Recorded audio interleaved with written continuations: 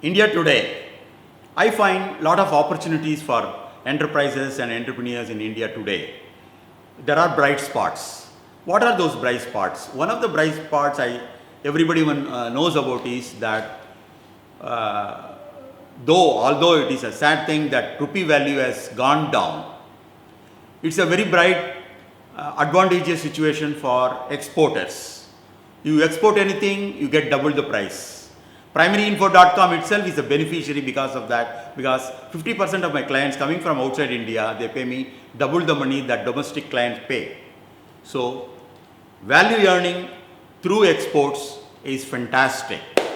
Then, next bright spot that everyone enjoys in the world is lower oil prices.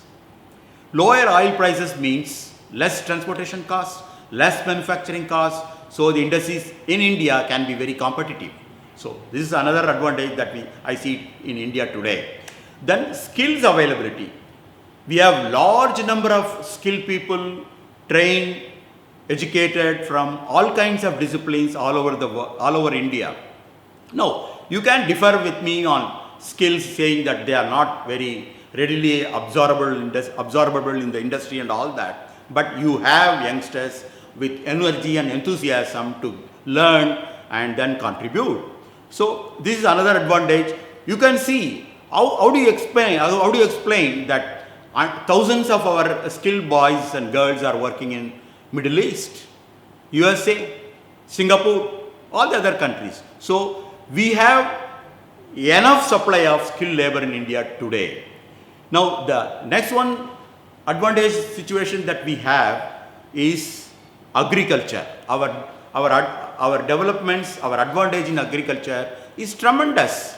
Can you believe India those days? We were importing rice from US and Japan under PL 420. Disgraceful. Now today we are number one in exporting rice. Even Chinese buy our rice. Our farmers and business people earn lot of money exporting rice. Our Food Corporation of India is brimming with gunny bags full of rice overflowing. So, is it not a good situation today? Then, next is advances in industry. Take for example in Tamil Nadu. Textile industry is one of the biggest contributor to Tamil Nadu's economy. You may ask why. For example, farmers grow cotton. Then industries gin the cotton. Then make yarn, weave cloths, make garments, export.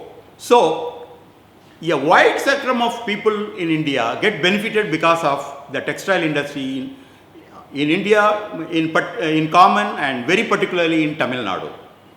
Don't you think it's a good situation in India today? Then next is world economic crisis. Many countries have become insolvent, but we are not. We still grow. We may not be growing like Chinese. I'm sorry, Chinese are not growing very fast. India is growing faster than China. But we have our own problems. We have our own inherent. The World Bank has reported that India ranks very poor in the matter of business promotion, procedures and bureaucracy and all that. If only we will overcome, India today will be the best place to be in and grow. Then another very interesting aspect that we have today is the computers, IT and mobile phones. These have, as everybody knows, revolutionized the young people. You see a lot of young people work and the economy, they are contributing to the economy in so many ways. So India today is very good. And we can make anything in India, and India has got a very bright future. Now, I would like to explain some of the success stories that we have done in India in some of the industry sectors. I would like to, of course, as I earlier mentioned, rice exports, food products export, we are number one. And then fruits and vegetables. India is a success story. You find it's a very interesting thing that I noticed. You walk anywhere in the city or suburb, you get Padamudir Chole. That is a fruit and vegetable shop in vernacular Tamil. So people eat a lot of fruits because farmers grow a lot of fruits. People eat fruits because they are economical to buy and eat. So don't you think that is one of the very good aspect in an agro industry? Agro industry is growing. Good old days you don't see many cold storages for preserving food and supplying to industry and processing to finished products. Today you have the onion is processed to onion products, cashew is processed to cashew and cashew oil and so many things. So there is a good amount of agro processing is taking place, and that is one of the very successful industry, agro industry. Then the leather industry, specifically for Tamil Nadu, we are number one in Tamil Nadu on leather and leather garments. We export to the world, we supply it domestically. So this is another interesting area where we are exploiting our own resources on cattle and other things. Then project exports are taking place. If you go and see many countries, even textbooks are not manufactured, pencils are not manufactured, mobile phones are not serviced. So lot of skill-oriented industry, demand-oriented industry, resource-oriented industry are existing in our country that can be sent to other countries and make other countries to also to prosper. Now, biggest industry that has been doing a very fast development is service industry. Almost service industry contributes substantial income to the central government's revenue. You pay 14% of your turnover as service tax to the government, and that money is swelling. So India today, I see many bright spots, many interesting industries, and we are well ahead, overtaking many of the developing countries. Now, the recent thing that we have noticed is the marketing of products through using internet. You see, now you can see online based industries coming in so many interesting sectors. You have application in transport, revolutionizing movement of people.